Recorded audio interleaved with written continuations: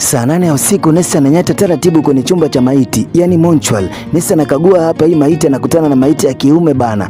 Oya, Nesa anapeleka mkono mpaka kwenye suruali ya huyu maiti. Yalo, maiti anabongera mshedede, anabongera mashine. Nesa anaanza kutoa sindano, anaichoma ile maiti. Maiti misuli inaanza kustuka hapa. Maiti bwana, mashine si ndio ikaamka. Oya, Nesa akaanza kusaula mdogo mdogo. Akavua kila kitu akabakisha na skin tight tu.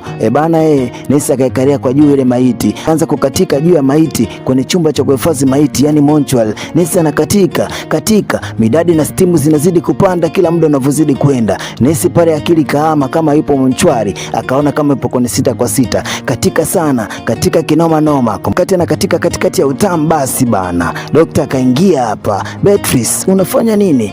Bwana chupa kari kinoma noma. Mzigo na inaanzia hapa. Huyu mwamba ni daktari kwenye kitengo maalum cha kuhifadhi watu waliofariki, yani mortuary. Bana anaingia nesi wake hapa anaitwa Jenny. Jenny analaumu kinoma noma. Jenny anadai ya kwamba huu mwezi ni mgumu kweli kwenye biashara. Dokta anauliza, kivipi? Watu wengi wanaofariki wanaume wanaoletwa mortuary wengi ni vibonge, alafu wanavibamia. Lakini dokta akamwambia usijari, watakuja tu ambao warefu wembamba wenye mashine, biashara itachangamka. Wana biashara gani hao wanafanya mpaka wanataka watu warefu wenye mashine? Tutakwenda kujua vingi kwenye hili bams. Basi sawa, upande wa pili tunaonyeshwa bidada anaitwa Beatrice. Yuko hapa anapita na kutana na shoga yake alisoma naye bana. Shosta anamuuliza unaenda wapi? Mbona kama unaelekea mortuary, umefiwa? Bidada anamwambia kwamba natafuta kazi. Unatafuta kazi mortuary? Yani upiskari wote kivipi yani? Beatrice anamwambia maisha yamenigonga kinoma noma. Yani maisha yamenikugunga sio poa. Kwa hiyo inabidi nifanye kazi yoyote tu. Bidada Beatrice akafika mpaka hapa mortuary kuja kuomba kazi.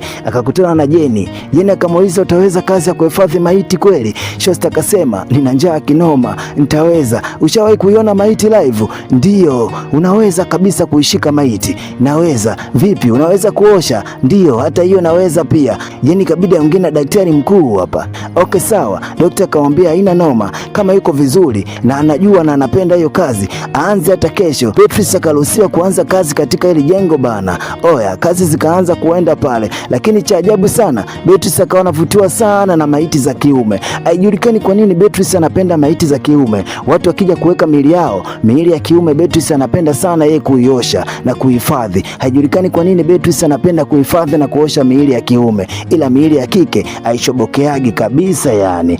Oya, maisha yanazidi kwenda katika hii kazi, japokuwa kazi ina changamoto kinoma noma. Wagonjwa wengine wanakufa, wengine wanakufa nusu, wanaingia mortuary wanafufuka tena. Lawama muda wote watu maiti zao. Basi sawa, lakini bidada Beatrice kuna kitu cha siri sana anakifanyaga usiku bila mtu yote kujua. Na hapa leo huwezi kuamini, saa 8 ya usiku ameingia mpaka kwenye chumba cha mortuary, anafungua kimya bila mtu yote kuona. Oya, huwezi kuamini, Shosti anatoa sindano na ichoma maiti moja hapa. Anakaa kama dakika 12 hivi. And then Shosti anaanza kusaura kila kitu, anaikalia juu ile maiti, anaanza kujipelekea moto bwana. Shosti anaikatikia kinoma noma maiti. Katika kinoma noma. Mizuka inapanda, anamaliza anavaa kila kitu chake, anafunga mlango na anaifunika ile maiti.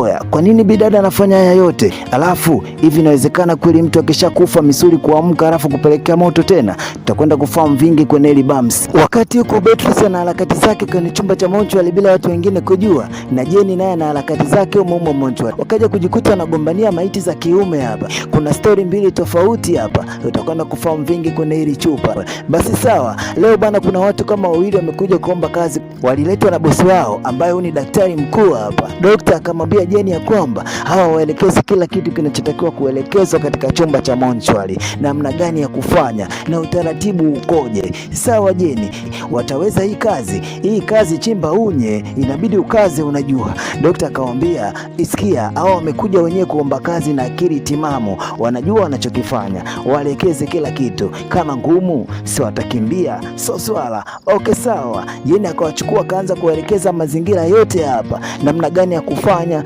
utaratibu, kila kitu. Sasa huyu mmoja kibonga kidogo anaitwa Melissa. Okay sawa, leo wako hapa usiku sana wa 8, wanajaribu kuongozana, wanarudi nyumbani. Katikati ya safari Beatrice akajifanya bana amesahau simu yake, kwa hiyo inabidi arudi kwenye chumba cha mortuary ili mradi akachukua simu. Basi bana, Jenny akafika mpaka hapa kwenye chumba cha mortuary kama kawaida yake.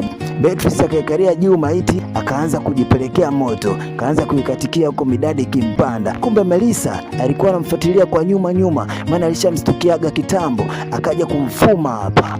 Beatrice, unalala na maiti, kwa nini unaweza kufanya hivyo? Alafu unawezaje maiti ikasimama tena uume wake kama mwanzo akati tayari ishapoteza uhai? Sikiza Melissa, usije kumwambia chochote boss pa. Basi niambie unafanyaje mpaka maiti inasimama tena mashine yake?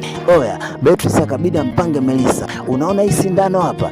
Hii sindano ina dawa ya misuli. Yaani ukiichoma maiti ambayo imekufa kabla masaa 24, misuli yote ya mwili inasimama hadi uume. Bwana nipe na mimi nijaribu. Basi Beatrice kwa sababu washajulikana msala wake, kwa sababu angesema kwa bosi bana. Oya, Melissa akabidi achukue ile sindano na yeye akajaribu. Dokta akamfuma. Melissa, unafanya nini? Melissa akaanza kupiga magoti kwa bosi, anaomba msamaha. Oya, bosi akawaka kinoma noma, ikabidi Melissa afukuzwe kazi pale, kwa sababu kaonekana yeye mchezo wake ni kulala na maiti. Kumbe tabia ameanzisha Beatrice. Lakini kwa nini Beatrice anapenda sana hizi harakati? Okay sawa, lakini kuna biashara ya siri sana inaendelea kwenye huu mjengo. Bana watu wengi wanaanza kulalamika ya kwamba wakienda kuzika maiti zao, wakizikagua wanakuta maumbile ya kiume hayapo. Hasa hii skendo ikawa mbaya sana. Watu wakaanza kuja hapa na kulalamika kila siku kwamba maiti nyingi za kiume zikiletwa hapa, wakienda kuzika sehemu za siri zinakuwa hazipo. Ikabidi bosi akutane na Jeni. Kumbe huwezi kuamini, katika hiki chumba cha maiti kuna biashara nyingi za ajabu zinaendelea. Kumbe huyu bosi huaga anakata sehemu za siri za maiti, anaweza kuuza kwa waganga bana. Kumbe waganga wanahitajiki hivi vitu kama korodani, uume, and then hao ndo madili yao, wanakata sehemu za siri and then wanauza kwa waganga. Kumbe ndo maana Jeni alikuwa anatamani sana maiti ambazo zina mshedede, zina mashine kubwa, kwa sababu hizo ndo zinadili, yani bei yake ni kubwa kinoma noma kuliko hizo maiti zenye kibamia. Huu ndo mchezo ambao unaendelea kati ya bosi pamoja na Jeni. Vipi kuhusu Beatrice? Sasa tutakwenda kufahamu vingi katika hili movie. Maisha kazidi kuendelea hapa. Leo Jeni bana kabidi naye ajaribu, kwa nini wanapata utamu gani wakilala na maiti bana. Jeni si ndo akavizia hapa maiti moja, akaanza kuikagua pale maiti na bonge mshedede, akaipiga sindano, akakaria kwa juu, anaanza kujipelekea moto. Hii kumbe maiti ile ilikuwa ijafa vizuri bwana, ikastuka. Halafu maiti yenyewe nayo kumbe ilikuwa na midadi, yani ilikufa na upiru. Maiti ikaanza kumshikilia pale Jeni, inataka kufosi kumla mzigo mule ndani. Jeni akaanza kukimbia pale usiku wa manane. Asubuhi ikabidi amfuate Beatrice, akamwelezea kila kitu, akamwambia hapana, huo sio mzimu, huyo atakuwa labda hajakufa vizuri, ndio maana hivyo. Maisha yakazidi kuendelea huko ndani. Basi bwana Jeni naye kanogewa kaka mchezo cha kulala na maiti, ikawa ndo mchezo wao huo. Ikija maiti ya kiume wanaigombania, wanaipiga sindano hapa, wanaanza kuondomorana bana. Bwana sasa leo kwa bahati mbaya sana waliatimba. Leo kuna maiti ilikuja, alafu akaikata sehemu za siri. Kumbe ile maiti bwana ndugu yake ana kitengo kikubwa sana serikalini, akaleta hapa mapolisi bwana, akaja kuwasha moto bwana, ndipo kabanwa wote, kitengo kizima kati ya yule bosi Jeni na wafanyakazi wote wa mortuary. Oya, hii mortuary ikabidi ifungwe kwa sababu imekeuka masharti na kanuni za kidaktari bwana. Mzigo mkali kinoma noma. Chupa lina sehemu ya pili, hii ni sehemu ya kwanza tu. Tukutane kwenye sehemu ya pili if God wishes. Kwaheri, karibu, asante sana.